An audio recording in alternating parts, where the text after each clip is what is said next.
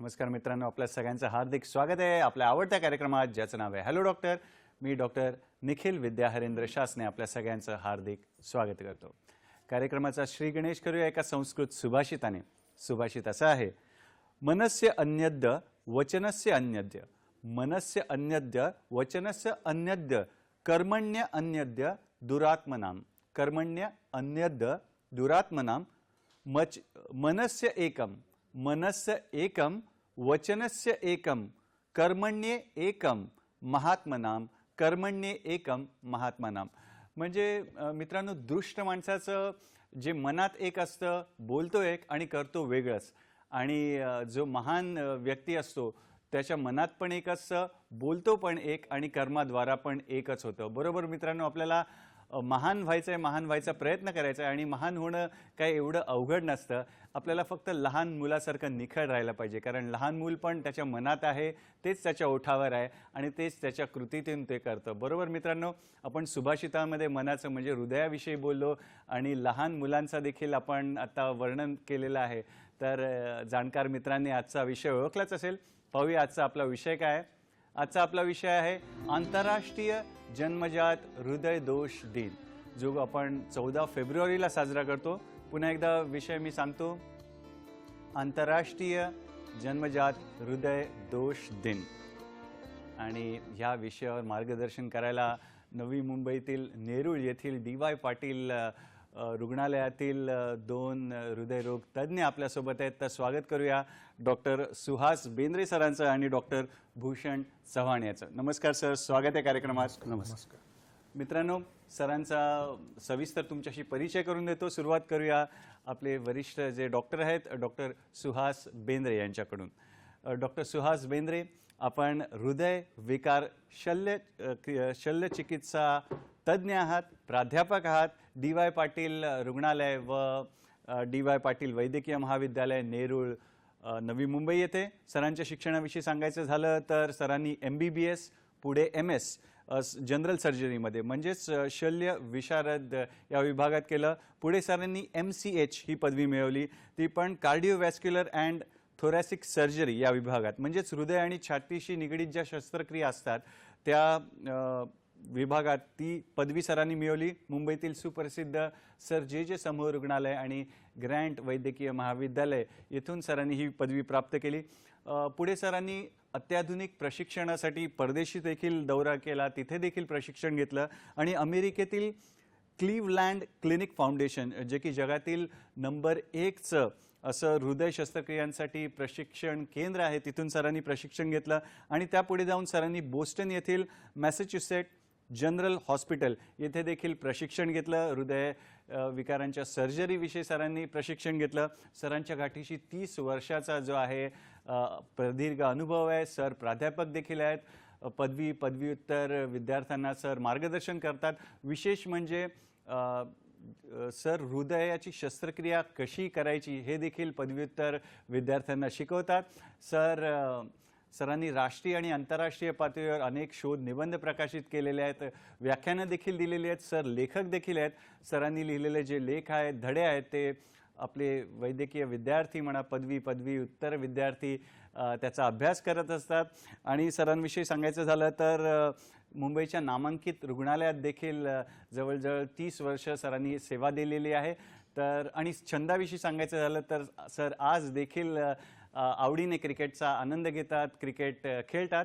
तर असे बहुगुणी आपले आजचे डॉक्टर आहेत डॉक्टर सुहास बेंद्रे सर. आपले जे दुसरे डॉक्टर आहेत हृदयरोग तज्ज्ञ, त्यांच्याकडे वळूया. त्यांचं नाव आहे डॉक्टर भूषण चव्हाण. डॉक्टर भूषण चव्हाण बाल हृदयरोग तज्ज्ञ आहेत, सहाय्यक प्राध्यापक आहेत, DY पाटील रुग्णालय व वैद्यकीय महाविद्यालय नेरूळ नवी मुंबई येथे. नवी मुंबईच्या अपोलो हॉस्पिटलमध्ये देखील सर वरिष्ठ सल्लागार म्हणून आपली सेवा देतात. इंटरव्हेन्शनल पीडियाटिक कार्डिओलॉजी या विभागात आपली सेवा देतात. इंटरव्हेन्शनल पीडियाटिक कार्डिओलॉजी म्हणजे दुर्बिणीद्वारे शस्त्रक्रिया केली जाते. ॲक्च्युअल शस्त्रक्रिया त्यात नाही केली जात, तर दुर्बिणीद्वारे शस्त्रक्रिया केली जाते.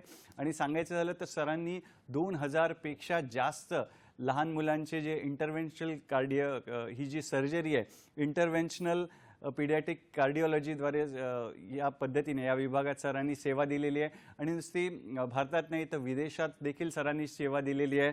सरांनी मॉरिशियसमध्ये, इराकमध्ये देखील आपली वैद्यकीय सेवा पुरवलेली आहे. इराकच्या सरकारने सरांचा सन्मान देखील केलेला आहे, त्यांना पुरस्काराने गौरवित देखील केलेलं आहे. आणि सरांच्या शिक्षणाविषयी सांगायचं झालं तर सरांनी डॉक्टर भूषण यांनी MBBS आहे जे समूह रुग्णालयातून केलं आहे, ग्रँट वैद्यकीय महाविद्यालय, तिथे पेडियाट्रिक म्हणजेच बालरोग या विषयात सर प्रथम देखील आले. पुढे सरांनी DNB केलं बालरोग या विषयामध्ये रेल्वे रुग्णालय मुंबई येथून. त्यापुढे FNB म्हणजेच fellowship national board paediatric cardiology या विषयात केलं. चेन्नई येथील मद्रास मेडिकल मिशन येथून सरांनी ही पदवी प्राप्त केली. सर सध्या PhD कार्डिओलॉजीमध्ये करत आहेत, शेवटच्या टप्प्यात आहेत. तर खूप खूप शुभेच्छा सर, खूप खूप अभिनंदन.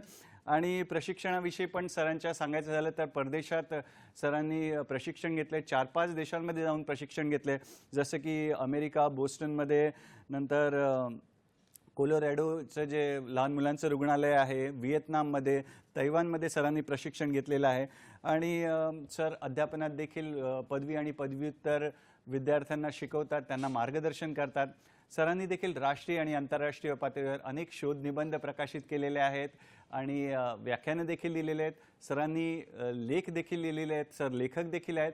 आणि वैद्यकीय विद्यार्थी पदवीचे म्हणा पदव्युत्तर म्हणा त्याचा अभ्यास करत असतात. आणि सरांच्या छंदाविषयी सांगायचं झालं तर सरांना संगीताची देखील आवड आहे. तर असे बहुगुणी तज्ज्ञ, हृदयरोग तज्ज्ञ आज आपल्यासोबत जोडले गेलेले आहेत. तर शुभस्य शीघ्रम कार्यक्रमाचा श्रीगणेश करूया. बेंद्रे सर, तुमच्याकडून सुरुवात करूया. तर हा 14 फेब्रुवारी हा जो दिवस आहे आपण साजरा करतोय आंतरराष्ट्रीय जन्मजात हृदय दोष दिन म्हणून, तर तो का आपण साजरा करतो किंवा त्याचं महत्त्व काय आहे, कृपया ते आम्हाला आणि आमच्या मित्रांना सांगा. First Nikhil, thank you for introduction. आणि ॲज निखिलने सांगितल्याप्रमाणे 14 फेब्रुवारी हा आंतरराष्ट्रीय जन्मजात हृदयरोग दिन म्हणून साजरा करण्यात येतो. बालवयातील मृत्यूचं प्रमाण किंवा मृत्यूदर कमी करणं हे आपल्या देशाला एक चॅलेंज आहे.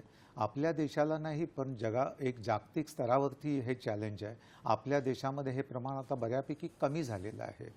आणि जन्मजात हृदयरोग हे एक प्रमुख कारण आहे बालवयातील मृत्यूचं.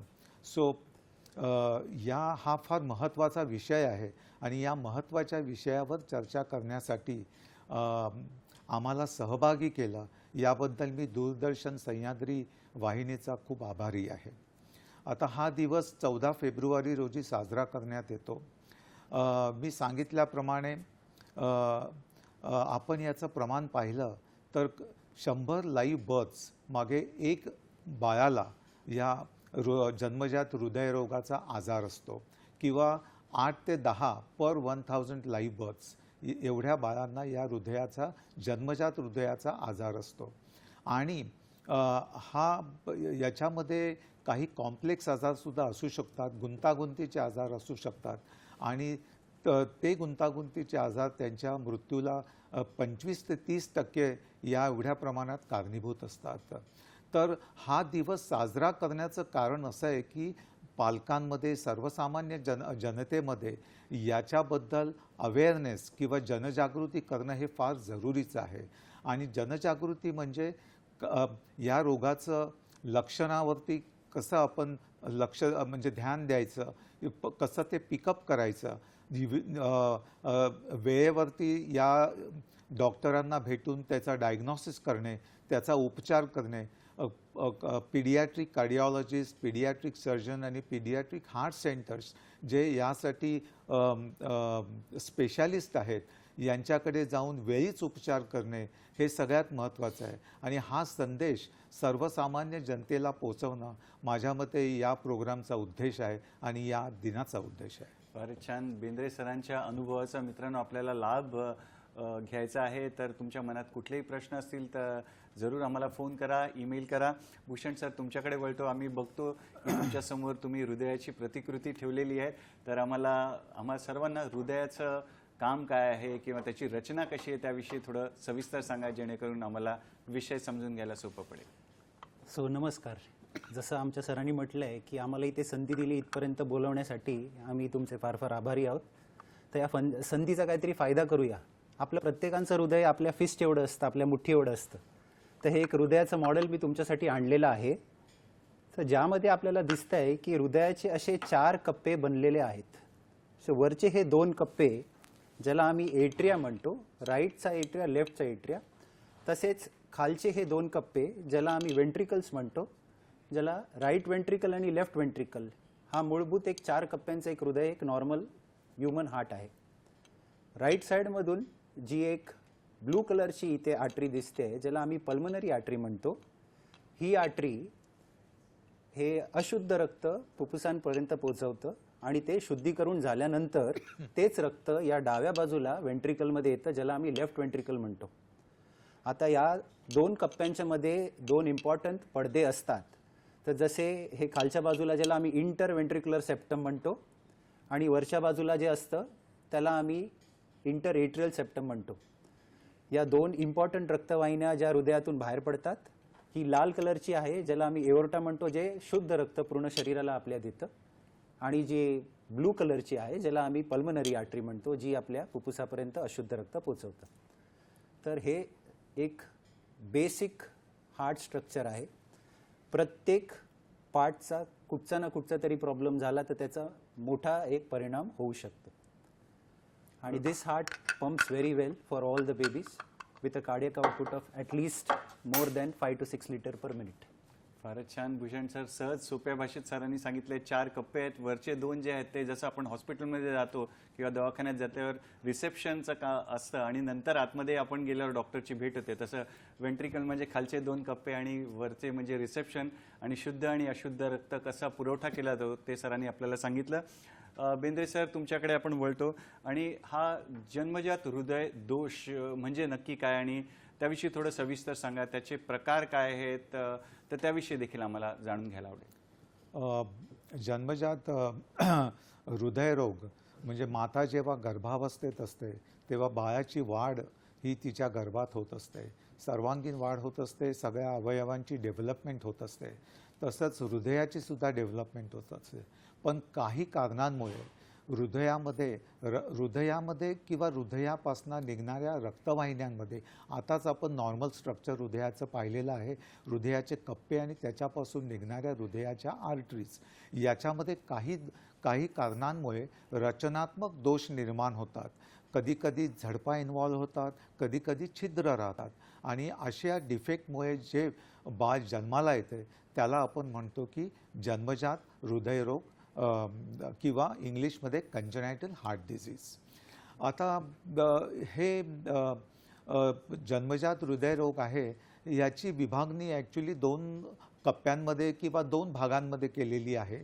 एक म्हणजे त्याला म्हणतात सायनॉटिक हार्ट डिझीज आणि दुसरं आहे ते एसायनॉटिक हार्ट डिझीज. सायनॉटिक हार्ट डिझीज म्हणजे ब्लू बेबी सिंड्रोम, म्हणजे बेबी निळी पडते, ओठ निळे पडतात, त्वचा निळी पडते, नखं निळी पडतात आणि बेबी खूप सिम्प्टोमॅटिक असते.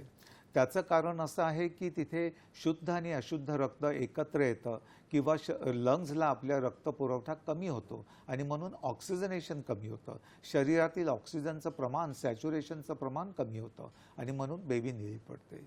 दुसरं आहे ते पिंक बेबी सिंड्रोम, म्हणजे जिथे अशुद्ध रक्त शुद्ध रक्त ती मिक्सिंग होत नाही, पण काही कारणांमुळे काही आपल्या कप्प्यांवरती जास्त प्रेशर येतं, त्याला आपण एसायनॉटिक म्हणजे नो सायनॉसिस, अशा या 2 विभागा या कंजनायटल हार्ट डिझीज किंवा जन्मजात हृदयरोग आहे यांची विभागणी केलेली असते. असं बेसिक क्लासिफिकेशन आहे. फारच छान. या वळणावर सर आपल्याला फोन आलेला आहे. यशवंत दादांचा फोन आहे, पाहूया त्यांचा प्रश्न काय. नमस्कार यशवंत दादा, स्वागत आहे कार्यक्रमात. कृपया आपला प्रश्न विचारा, सलग प्रश्न विचारा. हां. पेस मेकर बसवला की किती वर्षाचा उपयोग होतो आणि कसं कोणाला लागतो तो बसवायला पेस मेकर?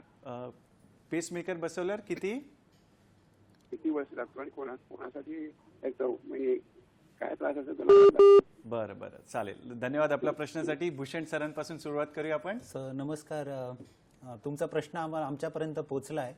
तर या पेसमेकर बसवण्यासाठी म्हणजे त्या व्यक्तीला हृदयाचे जे हार्ट रेट आहे ते त्याच्या वयानुसार ते किती कमकुवत आहे त्याच्यावर ते ठरलं जातं. जसं मुलांसाठी, नवजात शिशूसाठी 50पेक्षा जास्त जर हार्टबीट कमी झाल्या असतील तरच त्यांना पेसमेकर बसवला जातो. तेच ॲडल्टमध्ये म्हणजे मोठ्या माणसांमध्ये काही विविध कारणांमुळे आपल्याला पेसमेकर बसवावा लागतो. तर पेसमेकर एकदा बसवल्यानंतर तर युजली ते बॅटरी लाईफ एक 5 ते 7 वर्षापर्यंतची असते, पण त्यावरती पण आपल्याकडे नवीन नवीन टाईपचे पेसमेकर्स आहेत. त्यानुसार ते जसं आपण सिलेक्ट करतो त्यानुसार आपल्याला त्याचं बॅटरी लाईफ मिळतं. आणि त्याची पद्धती पण बसवण्याची खूप वेगळी आहे. म्हणजे लहान मुलांमध्ये युजली एपिकार्डियल पेसमेकर आम्ही म्हणतो, ज्यासाठी एक छोटंसं ऑपरेशन करून ते पेसमेकर हृदयाच्या बाहेर बसवलं जातं. तेच मोठ्या माणसांमध्ये ते वेन थ्रू पण आपण पेसमेकर बसवू शकतो. आणि युजली ते आपण सबक्लेवियन आर्टरी किंवा वेन थ्रू ते सबक्लेवियन वेन थ्रू आपण ते बसून त्याचं पॉकेट हृदयाच्या बाहेर बसवतो. फारच छान, फारच छान. पेसमेकरचं सर, पेसमेकरचे बरेच म्हणजे प्रकार आहेत. आता डॉक्टर भूषणनी सांगितलं आहे, पेसमेकर म्हणजे आपल्या हृदयाची गती कमी झाली तर पेसमेकरचा उपयोग होतो, त्याच्यासाठी पेसमेकर बनवतात. किंवा हृदयाची गती आजकाल कधी एकदमच वाढली आणि पंपिंग कॅपॅसिटी कमी झाली किंवा हृदयाची पंपिंग कॅपॅसिटीसुद्धा कमी झाली, यासाठी सुद्धा आता वेगवेगळ्या प्रकारचे पेसमेकर बसवले जातात.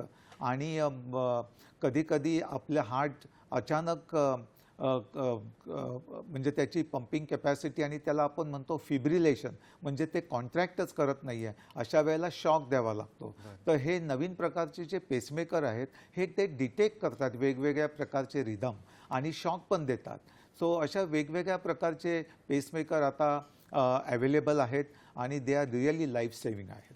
फारच छान.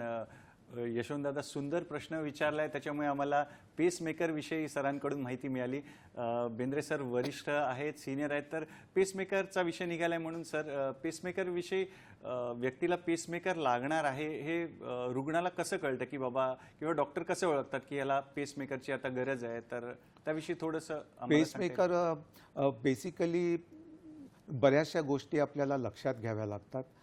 एक म्हणजे पेशंटचे सिम्पटम्स, की पेशंटला काय सिम्पटम्स आहेत, चक्कर येत आहे का, किंवा पाल्पिटेशन्स होत आहेत का, किंवा एक अशा सिन्कोपल अटॅक्स जे अंधारी डोळ्यासमोर येणे असं असतं. पेसमेकरमुळे काही ब्लड प्रेशर कमी होत आहे का, या गोष्टी बघाव्या लागतात. ते त्याच्यानंतर आपण त्यांचा ECG करतो आणि अजून बऱ्याचशा गोष्टी करतो, की अँजिओग्राफीसुद्धा कधी करावी लागते, की कधी रक्तवाहिन्यांमध्ये ब्लॉक असल्यामुळे सुद्धा हार्ट रेट काही कमी झाला आहे का, त्यांचा एकोकार्डिओग्राफी करतो. आता नवीन स्पेशालिटी लाईक इलेक्ट्रोफिजिओलॉजिस्ट म्हणून अवेलेबल असतात, नवीन स्पेशालिटी आहे आणि ते हे हृदयाची गती याचे डॉक्टर असतात, एरेथमियाज त्याला असं म्हणतात. आणि मग हे सगळं विचार करून की रिअली या पेशंटला पेसमेकर बसवायचा आहे की नाही याचा आपण निर्णय घेतो. आणि वेगवेगळ्या प्रकारचे पेसमेकर मी सांगितलेच आहेत. पेसमेकर आपला रेट मेंटेन ठेवतो 70 ते 80 या 70 ते 100 या रेंजमध्ये. आणि सपोज आपल्याला कधी पंपिंग कॅपॅसिटी वाढवायची असेल, कधी कुणाला हार्ट फेलियर झाला असेल, त्यांना शॉकची जरूर लागते, तर त्याप्रमाणे आपण त्यांचा पेसमेकर चूज करून बसवू शकतो. फारच छान, सुंदर उत्तर दिलेलं आहे सर, तुम्ही सहज सोप्या भाषेत दिलं आहे. भूषण सर, या उत्तरामध्ये तुम्हाला काही भर घालायचे का पुढे जाऊया? पण नेक्स्ट जन्मजात हृदय दोषाविषयी आपण बोलतोय, तर साधारण भारतामध्ये प्रमाण किती आहे, किंवा महाराष्ट्रात किती आहे, किंवा जगभरात प्रमाण किती आहे, त्याविषयी कृपया आम्हाला सांगा. सर, हे जन्मजात जे हृदय आजार आहेत ते गेल्या कित्येक दशकांतून त्यांचं इन्सिडन्स म्हणजे त्यांची पर्सेंटेज सेमच आहे. दर 1000 बालकांपैकी एक 8 ते 10 बालकांना हे होतं. त्याची कारणं तेवढी काही सगळ्यांना अजूनपर्यंत 100% शुअर झालेली नाही आहेत, त्याच्यावरती संशोधन चालू आहे. पण आपलं जेवढं सायन्स प्रवृत्त झालं आहे तेवढं असूनही आपण कितीही एवढे चांगले प्रोग्रेस केल्याने तरीही ह्याचं इन्सिडन्स अजून तेवढंच आहे, 8 ते 10 पर 1000 लाईफ बर्थ्स. आणि यापैकी आम्ही ज्याला म्हणतो क्रिटिकल कंजेनायटल हार्ट, जेणेकरून जन्म झाल्यानंतर इमिजिएटली ज्यांना ट्रीटमेंट केली नाही तर ही बाळं दगावतात. हे at least 25 to 30% of this total congenital hearts हे क्रिटिकल कंजेनायटल हार्ट जन्माला येतात. आणि ॲज अ पीडियाट्रिक कार्डिओलॉजिस्ट ह्यांना वाचवणं हा आमचा सगळ्यात मेन उद्देश असतो.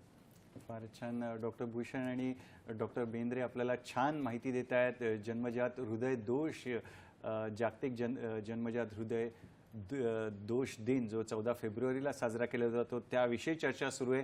तुम्ही देखील फोन करून ईमेलद्वारे आम्हाला छान प्रश्न विचारतायत. तर तुर्तास घेऊ एक छोटीशी विश्रांती. तर पाहत राहा आपला आवडता कार्यक्रम हॅलो डॉक्टर, फक्त आणि फक्त दूरदर्शनच्या सह्याद्री वाहिनीवर, प्रत्येक घरासाठी, घरातल्या प्रत्येकासाठी.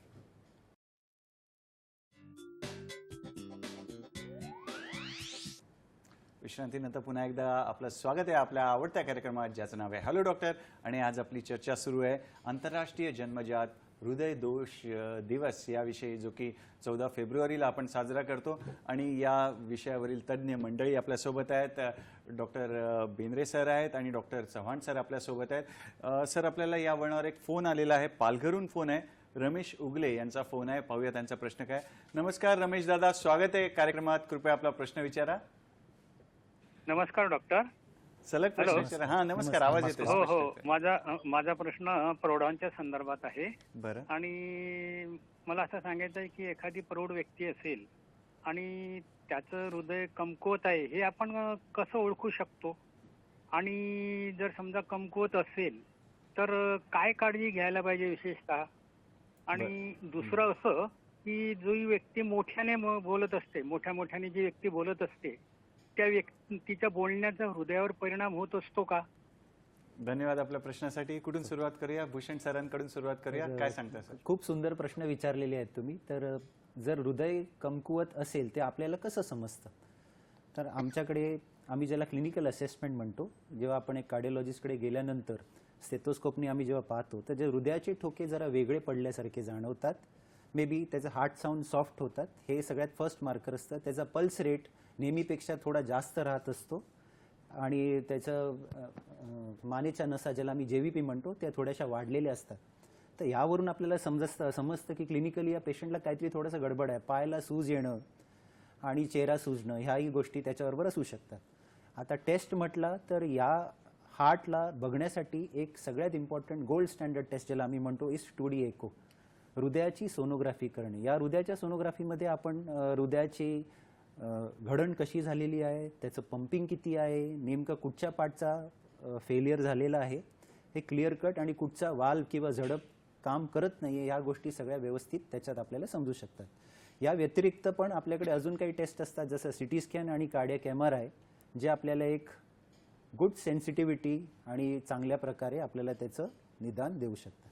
फारच छान. आणि काय काळजी घ्यावी याविषयी देखील त्यांनी विचारलं. तर बेंद्रे सर काय सांगणार? दोन तज्ज्ञ मंडळी आज आपल्यासोबत आहेत, तर त्याचा आपल्याला लाभ घ्यायचा आहे. काळजी घेणं हे सगळ्यात महत्त्वाचं आहे, कारण prevention is better than cure. आणि काळजी घेण्यामध्ये म्हणजे आपल्या वयामानाप्रमाणे गाईडलाईन्ससुद्धा सांगतात की रेग्युलर ब्लड प्रेशर चेकअप करणं, रेग्युलर आपण हेल्थ चेकअप म्हणतो आहे, ॲन्युअल हेल्थ चेकअप, ज्याच्यामध्ये ब्लड शुगर, नंतर किडनीचे हे विशिष्ट पॅरामीटर्स सगळे चेक केले जातात. आणि लाईफस्टाईल मॉडिफिकेशनमध्ये आपलं वेट कंट्रोल ठेवणं, डाएटवरती कंट्रोल करणं, ह्या सगळ्या गोष्टी फार महत्त्वाच्या आहेत. कोलेस्ट्रॉल कंट्रोल करणं, आणि ह्या सगळ्या गोष्टी आपण जर व्यवस्थित कंट्रोल केल्या तर आय थिंक आपण निरोगी आयुष्य जगू शकतो. फारच छान. रमेश दादांचा एक उपप्रश्न असा होता की काही जण मोठमोठ्याने बोलतात, त्याचा काही हृदयावर परिणाम होतो का?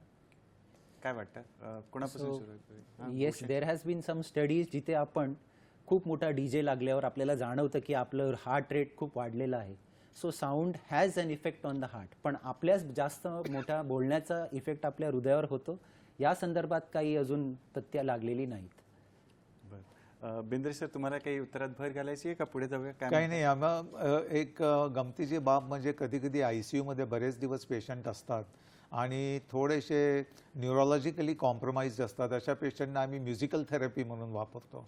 तर आम्ही रिलेटिव्सना सांगतो की त्यांनासाठी एक रेडिओ किंवा ट्रान्झिस्टर किंवा आजकाल ते कॅरवान मिळतात आणि ते त्यांच्या कानाला लावा म्हणून. आणि समटाईम्स आम्हाला कळतं की काही फरक पडलेला आहे म्हणून. अरे छानच. म्युझिकल थेरपी फारच छान. म्हणजे सर, आपल्याला अनुभवाविषयी पण सरांकडून तो अनुभव पण जाणून घ्यायचा आहे की प्रॅक्टिकल केस स्टडीज विषयी पण आपल्याला चर्चा करायची आहे. बेंद्रे सर, पुन्हा तुमच्याकडे वळतो. आणि ह्या जन्मजात जे हृदयाचे दोष असतात तर त्यामागे कुठली कारणं असू शकतात तुमच्या अनुभवाने, किंवा काय सांगणार? पहिल्यात महत्त्वाचं म्हणजे जन्मजात हृदयरोग हे संसर्गजन्य रोग नाही आहेत. कारणं अशी आहेत की बरीचशी कारणं आहेत. एक म्हणजे अतिशय यंग एजमध्ये लग्न होणं किंवा अतिशय ओल्ड एजमध्ये म्हणजे वयाच्या 38-40व्या वर्षी लग्न होणं आणि त्याच्यानंतर मुलं झाली तर चान्सेस ऑफ हॅव्हिंग हृदयरोग हे जास्त आहेत. दुसरी एक गोष्ट आता प्रामुख्याने जाणवते म्हणजे टेस्ट ट्यूब बेबीज किंवा IVF म्हणजे कृत्रिमरित्या जेव्हा आपण गर्भावस्था हे करतो, इंड्यूस करतो, तर अशा पेशंटमध्ये जन्मजात हृदयरोगाचं प्रमाण काही पटीने जास्त आहे. अजून कारणं आहेत की गर्भावस्थेमध्ये मातेला काही प्रकारचे इन्फेक्शन झाले लाईक रुबेला, तर त्याचा परिणाम काही ऑर्गन डेव्हलपमेंटमध्ये इन्क्लुडिंग हृदय याच्यावरती होऊ शकतो. किंवा माता काही गोष्टींसाठी काही औषधं घेत आहेत, तर त्या औषधाचा परिणाम सुद्धा कधीकधी हृदयाच्या डेव्हलपमेंटमध्ये होऊ शकतो. किंवा मातेला अनकंट्रोल डायबिटीस आहे आणि प्रेग्नन्सी तिने कधी त्याची काळजीच घेतली नाही आणि प्रेग्नन्सीमध्ये सडनली तो डायबिटीस बळावला आहे, तर अशा कंडिशनमध्ये सुद्धा चान्सेस असतात की हृदयरोग आणि बाळाला आजार तो होऊ शकतो. तर अशी बरीचशी कारणं आहेत. त्यातली ही प्रामुख्याने कारणं आहेत. आणि लास्ट म्हणजे जिनेटिक्स. पण ते काही आपल्याला त्याचं प्रेडिक्शन करता येत नाही. पण सपोज काही पेशंटमध्ये रिपीटेड आपण म्हणतो की गर्भपात होतो आहे, तर अशा पेशंटमध्ये सुद्धा आपल्याला एक सस्पिशन असतं की बाबा चान्सेस की या पेशंटमध्ये काहीतरी गडबड आहे आणि जिनेटिकल प्रॉब्लेम आहे. तर अशा पेशंटमध्ये जेव्हा ती प्रेग्नंट राहते तेव्हा तिला विशिष्ट प्रकारची तपास काळजी घ्यावी लागते, कारण की असे काही प्रकार बाळामध्ये असतील तर त्याचा लगेच डायग्नोसिस होऊ शकतो. फारच छान सहज सोप्या शब्दामध्ये सरांनी अधोरेखित केले की डायबिटीज म्हणा किंवा उच्च रक्तदाब यावर नियंत्रण किंवा त्यावर लक्ष असणं किती महत्त्वाचं आहे आणि बरेचसे इतर घटकांविषयी देखील सर बोलले. भूषण सर तुमच्याकडे वळतो आणि हे जे जन्मजात हृदय दोष असतात किंवा स्ट्रक्चरल ॲबनॉर्मॅलिटी म्हणजे जडणघडणीच्या वेळेला काही त्रुटी घडतात, तर त्या कोणकोणत्या असतात त्याविषयी थोडा आम्हाला सविस्तर सांगा.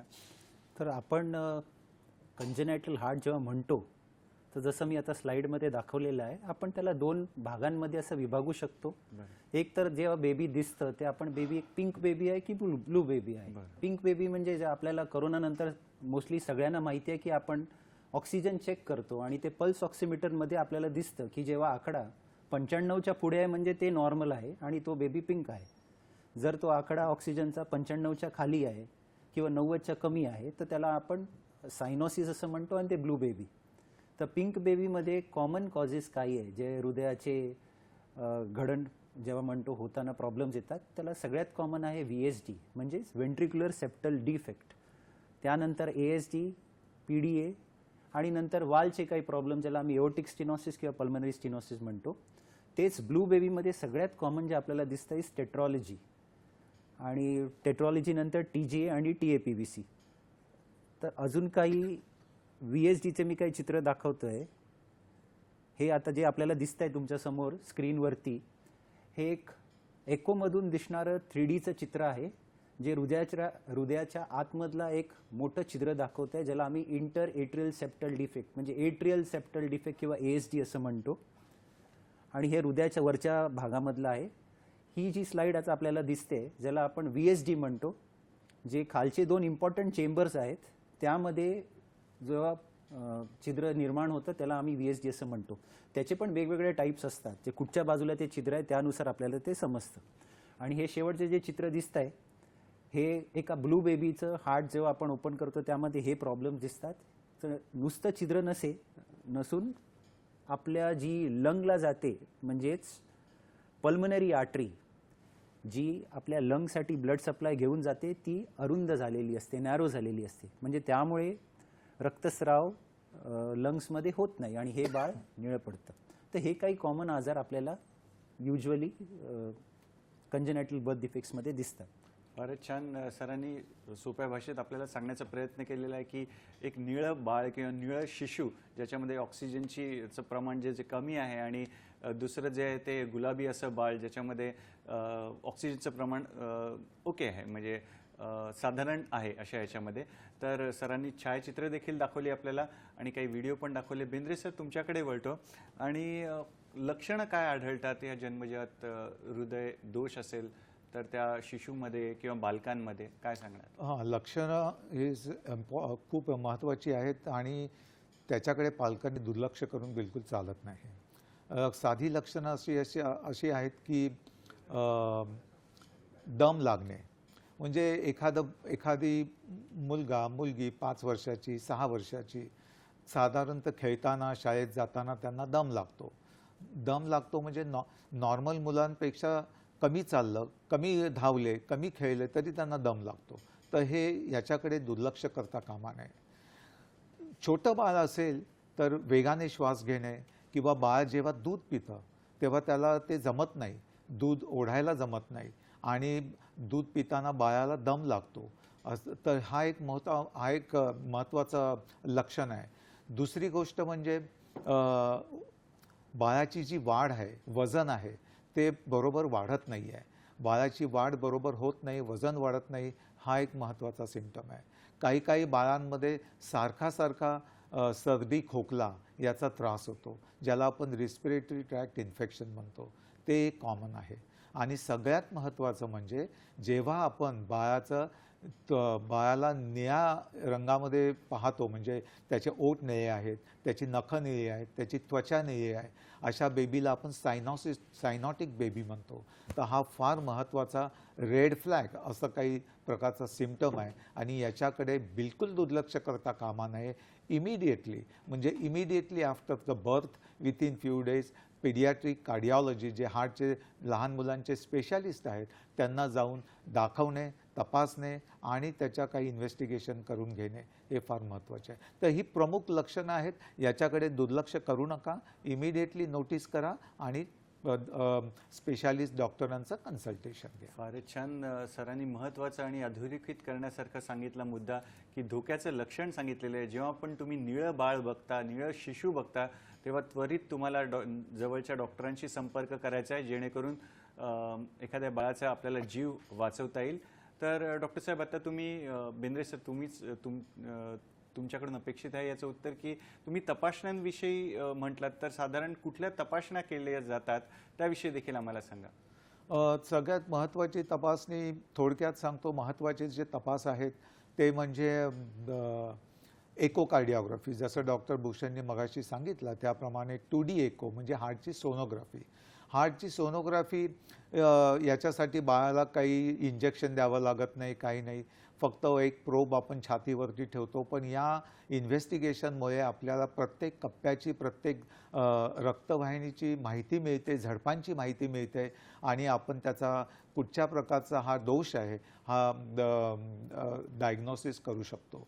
दुसरी इम्पॉर्टंट इन्व्हेस्टिगेशन्स म्हणजे कार्डियाक CT आहे किंवा कार्डियाक MRI सुद्धा करू शकतो. पण याच्यामध्ये बाळाचा तपास पण तसाच मातेचा तपास हा फार महत्त्वाचा आहे. आणि मातेचा तपास म्हणजे जेव्हा एखादी स्त्री गर्भावस्थेत राहते आणि तुम्हाला सस्पिशन असतं की या स्त्रीला जे बाळ होणार आहे त्याच्यामध्ये चान्सेस किंवा रिस्क ऑफ हृदयरोगाचे चान्सेस आणि रिस्क जास्त आहे का, तर अशा काही केसेसमध्ये, म्हणजे मी जेव्हा सांगितलं की ही कृत्रिम रीतीने गर्भावस्था इंड्यूस केलेली आहे, ज्याला आपण म्हणतो की टेस्ट ट्यूब बेबी, किंवा ज्या मातेचं रिकरंट ॲबॉर्शन झालेलं आहे, गर्भपात झालेला आहे, अशा काही पेशंटमध्ये आपण आपण काळजी घेतो, डॉक्टरांच्या डोक्यामध्ये ते एक प्रकारचं सस्पिशन असतं. तर अशा वेळेला मग आपण काही स्पेशल इन्व्हेस्टिगेशन्स करतो. नॉर्मली आपण गर्भावस्थेमध्ये एक अल्ट्रासोनोग्राफी करतो की ज्याने सगळ्या अवयवांची वाढ कशी आहे, डेव्हलपमेंट कशी आहे हे करतात. पण स्पेशल कार्डियॅकसाठी एक फिटल कार्डियॅक एको फिटल कार्डियक इको हा एक नवीन तपास आहे, त्याचे स्पेशालिस्ट असतात आणि अशा या काही पेशंटमध्ये जेव्हा आपल्याला जास्त सस्पिशन असतं त्यावेळेला आपण फिटल कार्डियक इको करतो आणि त्या गर्भावस्थेत म्हणजे जेव्हा त्या बाळाची वाढ होत असते तेव्हाच आपल्याला या हृदयरोगाचं डायग्नॉसिस होतं, कुठच्या प्रकारचं हृदय किती सिव्हिअर आहे, बाळाचं प्रोग्नॉसिस काय आहे आणि याप्रमाणे देन आपण त्यांची पुढचं प्लॅनिंग करू शकतो.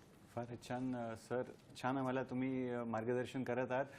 डॉक्टर भूषण तुमच्याकडे वळतो. डॉक्टर बेंद्रेप्रमाणेच तुम्ही देखील परदेशात जाऊन प्रशिक्षण घेतलेले आहेत. 2000पेक्षा जास्त इंटरव्हेन्शनल ज्या आहेत शस्त्रक्रिया म्हणजे दुर्बिणीद्वारे शस्त्रक्रिया किंवा कॅथेटरद्वारे नळीद्वारे तुम्ही उपचार केलेले आहेत. तर जन्मजात जेव्हा हृदय दोष असतो एखाद्या बालकामध्ये किंवा बाळामध्ये शिशुमध्ये, तर पालकांसमोर किंवा त्या बाळासमोर काय ऑप्शन्स आहेत, काय उपचाराचे पर्याय उपलब्ध आहेत सध्याच्या घडीला, त्याविषयी आम्हाला जाणून घ्यायला.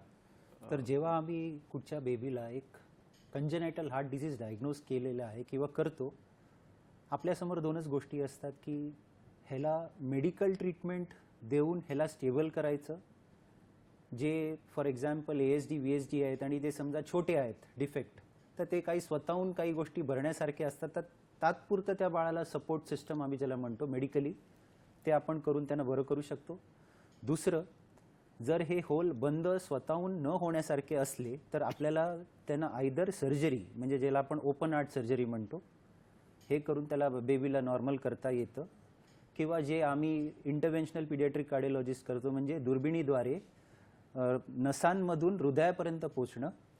आणि असे विविध, जसं स्लाईडमध्ये दाखवलेले आहेत, विविध पद्धतीचे डिव्हाइसेस अवेलेबल आहेत जे गेल्या 30 वर्षापासून हे आम्ही ज्याला बटन किंवा छत्री अशी काही वेगवेगळी नावं आहेत, या छत्रीद्वारे किंवा बटनाद्वारे ते होल बंद केले जातात. आजच्या घडीला एक 30 वर्षाचा जो कालावधीमध्ये गेला आहे त्यामध्ये वेगवेगळ्या पद्धतीचे नवीन नवीन असे बटणं आलेली आहेत. हे जे आपल्याला स्क्रीनवरती दिसतं हे सगळ्यात लेटेस्ट आहे, ज्यामुळे इवन व्हेंट्रिक्युलर सेप्टल डिफेक्ट आपण त्यांना दुर्बिणीद्वारे आपण बंद करू शकतो. आणि हे जे आता चित्र दिसतं आहे ज्यामध्ये एक 3D एको, जेव्हा छत्री पूर्ण हृदयाच्या आत बसलेली आहे ती व्यवस्थित बसलेली आहे की नाही, पूर्ण होल बंद झाला आहे की नाही, हे सगळं ह्याच्यावरून क्लिअर कट आपल्याला दिसू शकतं. त्या नवीन नवीन टेक्नॉलॉजीजमुळे पेशंटचा खूप फायदा होतो. फारच छान. म्हणजे त्या दोन हृदयाच्या कप्पामध्ये जे छिद्र आहे ते बुजवण्यासाठी किंवा जसं आपण रफू करतो तसं म्हणजे ते बुजवण्यासाठी सरांनी बटन आणि छत्री अशी जी काही सोप्या भाषेत आपल्याला सांगण्याचा प्रयत्न केला जेणेकरून तो जन्मजात हृदयाचा दोष दूर करता येईल. तर भूषण सर पुन्हा तुमच्याकडे वळतो. सध्या उपचारांविषयी म्हणा किंवा तपासण्यांविषयी काय नवीन संशोधन चालू आहे पूर्ण जगभरामध्ये किंवा संस्थेच्या पातळीवर, भारतात किंवा महाराष्ट्राच्या पातळीवर, त्याविषयी थोडं आम्हाला जाणून घ्यायला आवडेल. सो आपण सगळ्यांचं डेव्हलपमेंट या क्षेत्रामध्ये खूप जोराने चालू आहे. जसं मी जस्ट थोड्या वेळ अगोदर म्हटलं की एक नवीन नवीन पद्धतीचे डिव्हाइसेस आता आलेले आहेत आणि जसं स्क्रीनवरती दिसतंय की पहिलं एक बाळाचं विशिष्ट वेट होईल मगच त्याची प्रक्रिया आपण ट्रीटमेंट करत होतो किंवा शस्त्रक्रिया होत होती, तसं आता काही राहिलेलं नाही. हे आपल्याला दिसतंय आपल्या स्क्रीनवरती एक 680 ग्रामचं फक्त बाळ आहे, प्रीटर्म बेबी आहे. यामध्ये त्याला मोठा PDA होता ज्याला आपण एक छोटंसं बटन, त्या बटनाद्वारे या एन्जिओग्राफीमध्ये क्लिअर कट दिसतंय की एन्जिओग्राफीमध्ये तो PDA आपण बघून ते छोटंसं बटन या 680 ग्रामच्या बाळामध्ये पण आपण बसून त्याचा हा आजार बरा करू शकतो. अशा वेगवेगळ्या पद्धतीची बटणं आलेली आहेत. काही बटणं बायो ॲब्झॉर्बेबल ज्याला आपण म्हणतो, म्हणजे ते बटन एकदा बसवल्यानंतर काही कालावधींनी ते स्वतःहून विरघळून जाणार, म्हणजे कुठचंही निटिनॉलसारखं मेटल त्याच्या हृदयामध्ये राहणार नाही, असंही होऊ शकतं. आणि सर्जरी म्हटलं तर सर्जरीमध्ये पण नवीन नवीन टेक्निक्स आलेल्या आहेत. जसं आपण ओपन हार्ट सर्जरी करतो ती सरळ स्ट्रेट आपण छाती उघडून करायचो, आता त्यामध्ये तसं न करता साईडनी, तर स्पेशली मुलींसाठी हे सगळ्यात बेस्ट आहे की आपल्या काकेमधून किंवा राईट किंवा लेफ्ट साईडमधून छोटंसं कट घेऊन ते सर्जरीज संभव आहेत आणि ही मुलं लवकरात लवकर घरी जाऊ शकतात. फारच छान. नवीन अत्याधुनिक काय काय वैद्यकीय क्षेत्रात चालू आहे, स्पेशली जे हृदयाच्या बाबतीत क्षेत्र आहे त्याविषयी आपण जाणून घेतलं. बिंद्रे सर, तुमच्याकडे वळतो आणि आम्ही एक अजून शब्द वाचतो की ॲडल्ट कंजेनायटल डिसऑर्डर, म्हणजे प्रौढांमध्ये देखील हृदयाचे जे दोष आहेत ते आढळतात. तर त्याविषयी थोडं सविस्तर सांगा, म्हणजे हा काय प्रकार आहे आणि त्याची काय लक्षणं आढळतात त्याविषयी तुमच्याकडून जाणून घ्यायचं आहे आम्हाला.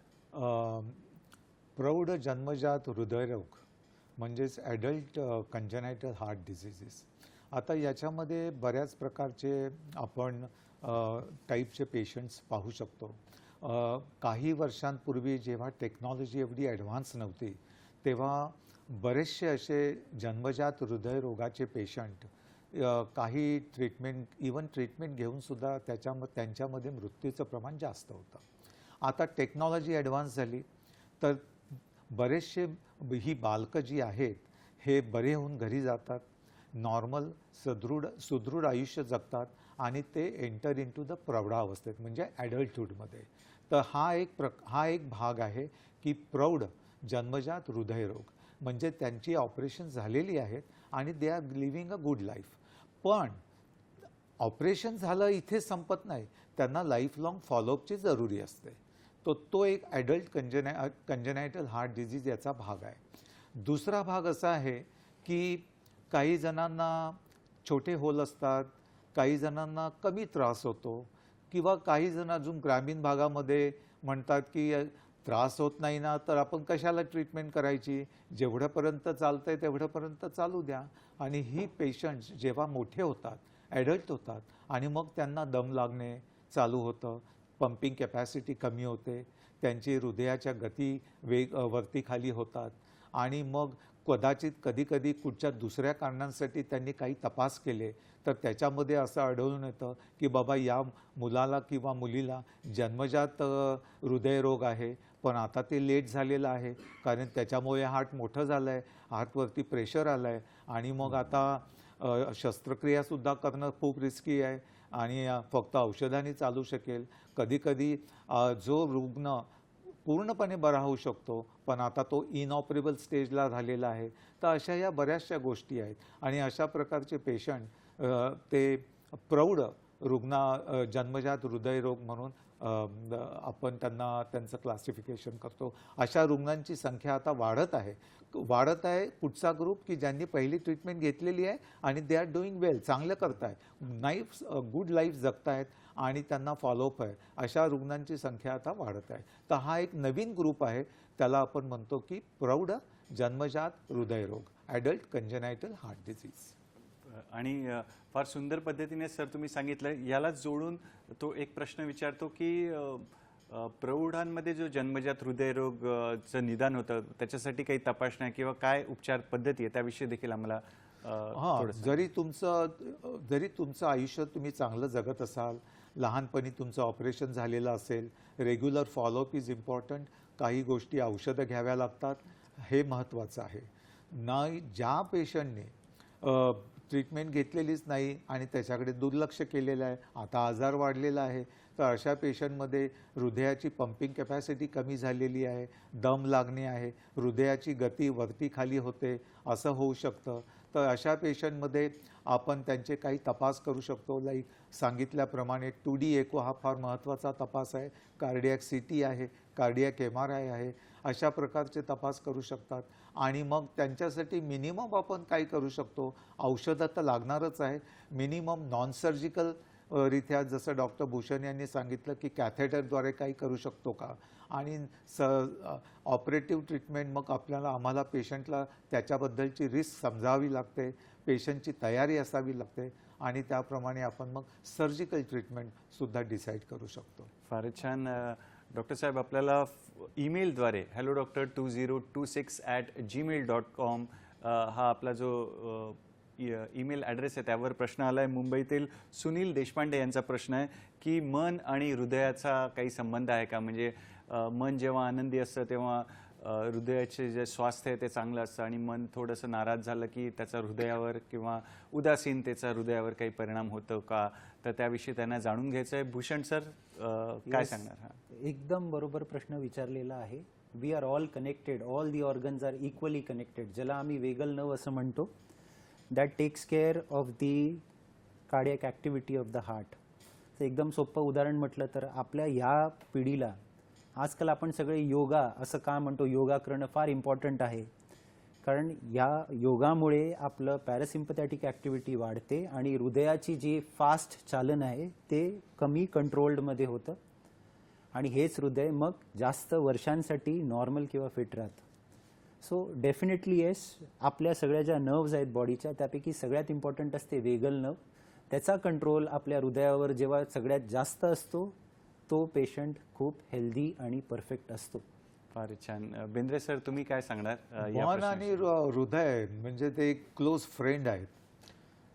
मनाचं म्हणजे आपण पाहता क्रिकेटची मॅच बघताना एक्साइट होता, एकदम एक्साइट होता, हार्ट रेट पण वाढतो, ब्लड प्रेशर कधी कधी वाढतं, कधी न्यूजमध्ये कळतं की एवढा आनंद झाला आणि हार्ट अटॅक आला. तर म्हणजे मन आणि किंवा एखादी चांगली गोष्ट पाहिली आपल्याला की हार्ट रेट आपला एकदम छातीत धडधड व्हायला लागतं. एखादी कुठे एन्झायटी येते आपल्याला, जसं कुठच्या स्टेजवरती जाऊन भाषण द्यायचं आहे तर हार्टची हे वाटते. कधी कधी माणूस डिप्रेशनमध्ये जातो, त्याचाही हार्ट. सो मन आणि हार्ट एकदम क्लोज फ्रेंड्स, रिलेटिव्स एकदम असे म्हणजे खूप निगडीत नातं आहे. फारच छान. याच्याबद्दल काही शंकाच नाही आहे. सरांनी हसत खेळत महत्त्वाचा जो जिवलग मित्राचं उदाहरण दिलं सरांनी, आणि संगीतोपचाराविषयी देखील सरांनी आपल्याला एक उदाहरण देऊन सांगितलं. सर, शेवटचीच काही मिनटं बाकी आहेत, तर एखादा थोडक्यात आम्हाला अनुभव सांगितलात तरी चालेल. सुरुवात करूया आपण भूषण सरांकडून.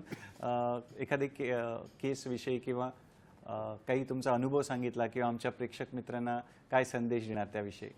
तर मी ॲज अ इंटरव्हेन्शनल पीडियाट्रिक कार्डिओलॉजिस्ट खूप पेशंट्स आम्ही बघतो, राईट फ्रॉम फीटल एको, म्हणजे बाळ जेव्हा आईच्या पोटात असताना.